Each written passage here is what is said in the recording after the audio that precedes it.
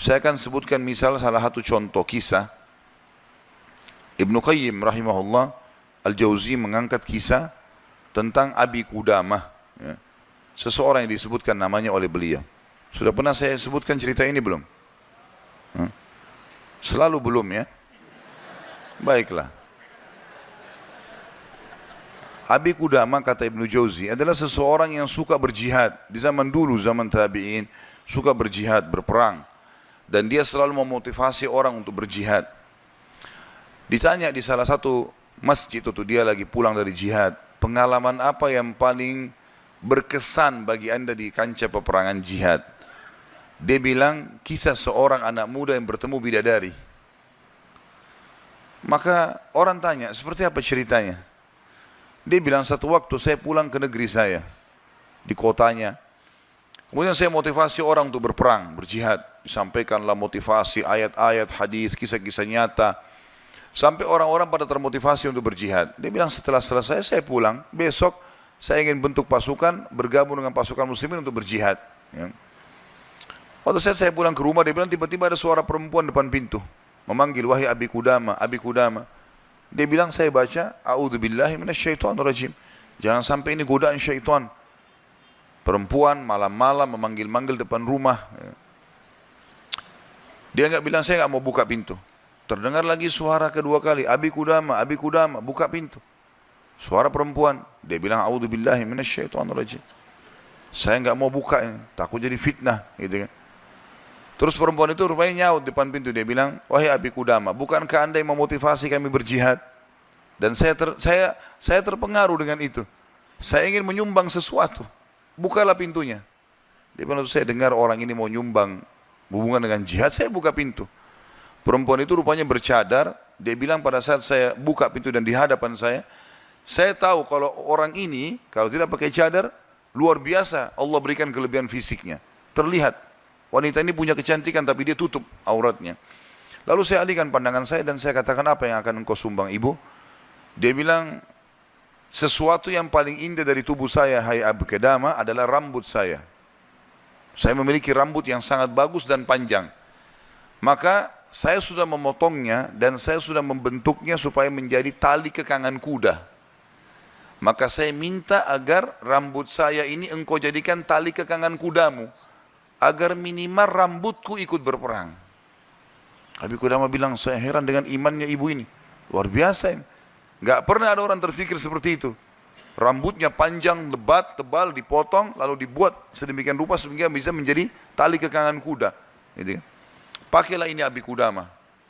Abi Qudamah bilang, baiklah, diambil. Pada saat sudah diambil, Abi Qudamah mau tutup pintu, dia bilang, sebentar, masih ada satu lagi Abi Qudamah. Dia bilang apa? Suami saya mati syahid. Dan semoga Allah terima, semoga juga kami disatukan di surga. Dan dia mewariskan seorang anak laki-laki yang mirip seperti dia. Maksudnya keimanannya, fisiknya, segala macam. Saya harap anda tidak menolak anak saya besok ikut berjihad. Kata Abi Qudamah, baiklah.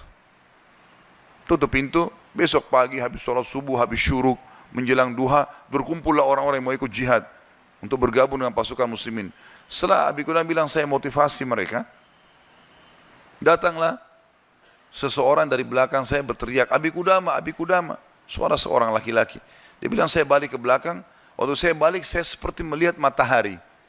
Artinya, ada seorang laki-laki putih, tinggi, gagah, rambutnya indah, fisiknya kekar di atas kuda. Dia bilang, saya sendiri kagum lihat orang ini. Luar biasa secara fisik, membuat orang sudah kagum. Dia bilang, terus dia bilang, hai Abi Qudamah, saya anaknya ibu semalam yang memberikan rambut kepada anda.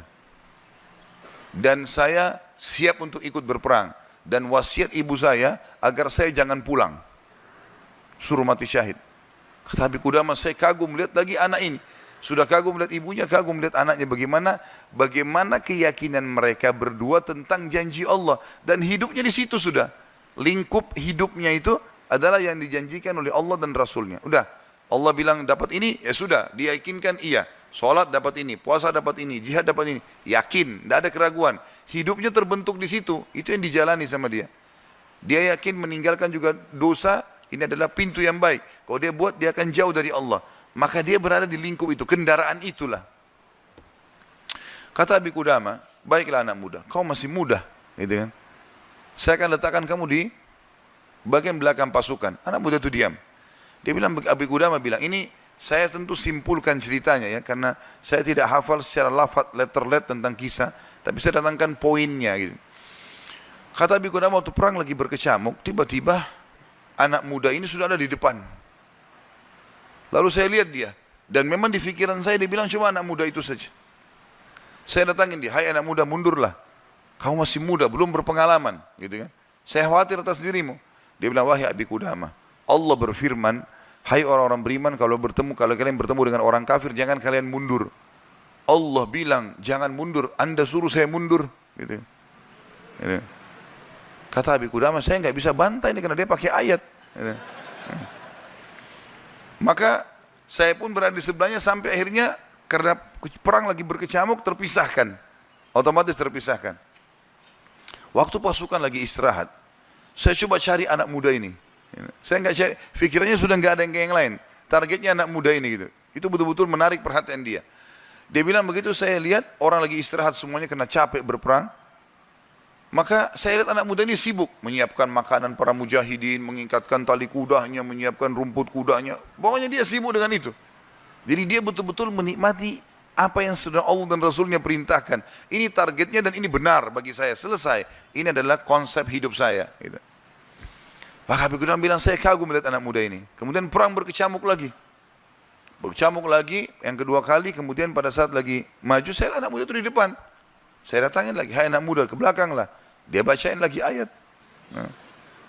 Wahai Abi Qudamah, Allah berfirman, hai orang beriman, kalau bertemu dengan orang kafir, jangan kalian mundur.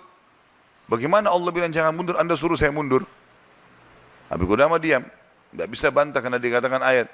Berkecamuk peperangan dipisahkan oleh prajurit yang saling serang satu sama yang lain, sampai akhirnya tiba malam hari, waktu istirahat.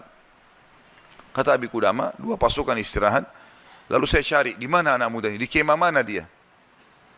Cari-cari sampai dapat kemahnya. Kata Abi Qudamah, waktu saya masuk dalam kemahnya, saya temukan anak muda itu sedang tertidur dan senyum. Senyum lebar gitu. Saya penasaran anak muda ini lagi mimpi apa gitu.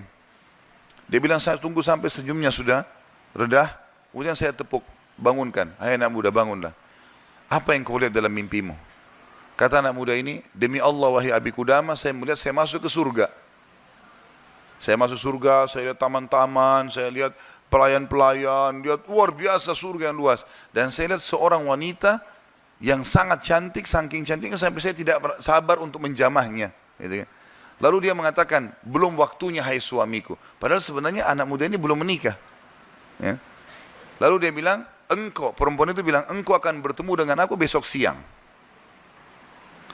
Kata anak muda itu, setelah itu Anda bangunkan saya. Dan saya berharap Allah membuat saya mati syahid besok. Gitu. Untuk mendapatkan apa yang Allah janjikan. Yang jelas, kata Abi Qudamah, saya kagum. Artinya Abi Qudamah pun sekian tahun berjihad, belum pernah mimpi seperti ini. Gitu kan? Besok pagi dia bilang berkecamuk lagi peperangan. Saya temukan anak muda itu di depan, terus dia menyerang musuh, gitu kan? Sampai akhirnya peperangan selesai dan sudah menang muslimin, korban banyak di musuh dan di orang muslim. Anak Abi Qudamah bilang target saya mengejar mana, cari anak muda ini. Terbunuhkah atau belum terbunuhkah, dicari. Dia bilang saya cari di jenazah prajurit muslim yang disusun, ternyata ada bergeletakan, saya temukan ada anak muda itu penuh dengan darah. Gitu. Ya. Tapi masih hidup. Dan dia lihat, waktu saya datang, dia dengan senyum mengatakan, Abi Qudamah, kesinilah. Dalam kondisi lagi luka-luka ini. Berdarah-darah. Gitu ya. Kata Abi Qudamah, saya pun datang. Apa beritamu, hai anak muda? Dia bilang, hai Abi Qudamah, kalau kau pulang nanti ke kampung kita, ke negeri kita, sampaikan ke ibu saya salam dan bilang, impian beliau sudah terkabulkan. Artinya, saya akan menyusul ayah saya mati syahid. Lalu pesannya ini luar biasa. Dia bilang apa? Wahai Abi Qudamah, apa kau ingat kisah tadi malam bidadari dalam mimpi saya? Kata Abi Qudamah, iya. Sekarang ada di sebelah saya. Sedang senyum dan menunggu ruh saya keluar. Lalu dia akan membawa saya ke surga.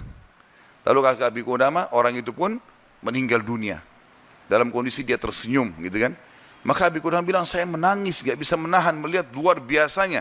Ibunya luar biasa, anak muda ini luar biasa, 17 tahun, punya kelebihan fisik yang mungkin tadi saya bilang, kebanyakan kita di Indonesia dihabiskan pada hal yang foya-foya, coba-coba kemaksiatan, ini semua omong kosong nih, dari syaitan, bukan begitu.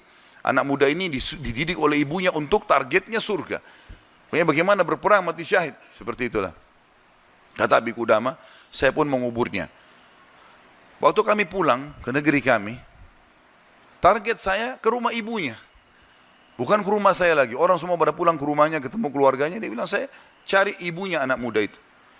Begitu dapat rumahnya, saya ketuk pintu, dibuka. Ibu itu buka. Ibu itu begitu lihat, saya tahu Abi Qudamah. Dia bilang, wahai Abi Qudamah, apa kau datang berbelasungkawa atau kau datang untuk membawa berita gembira? Kata ya Abi Qudamah, apa maksud anda ibu? Dia bilang, kalau anda pulang mengatakan anak saya ikut pulang bersama anda, berarti itu belasungkawa. Saya nggak mau anak saya pulang, mau mati syahid. Tapi kalau anda bilang anak saya mati syahid, berarti itu berita gembira. Abi Qudamah bilang, saya nggak tahan menangis, lalu saya mengatakan, ibu, berita gembira, Allah sudah kabulkan impianmu. Anakmu telah menyusul suamimu dan semoga Allah kabulkan. Ibu itu menangis, sujud syukur kepada Allah gara-gara berhasil anaknya menjalankan perintah Allah. Ini yang banyak luput dari kita nih. Kita malah bangga kalau anak kita yang cantik keluar dengan telanjang sana sini, terbuka auratnya, atau mungkin meninggalkan pesantren dan sekolah di sekolah yang tidak ada pendidikan agamanya, atau keluar ke negara-negara kafir yang akhirnya mereka terdidik dengan hal-hal yang tidak baik, hanya karena bangga dengan urusan dunia, bukan bangga dengan urusan akhiratnya. Padahal itu tanggung jawab kita, gitu kan? Jadi teman-teman sekalian, menanamkan muraqabah, yakin kalau Allah mengawasinya, yakin akan janji Allah terhadap ibadah yang dia kerjakan, yakin ancaman Allah kalau dia melanggar, maka ini poin yang sangat penting, ini yang sedang kita bahas. Masalah bagaimana dia mendidik jiwanya dalam masalah muraqabah.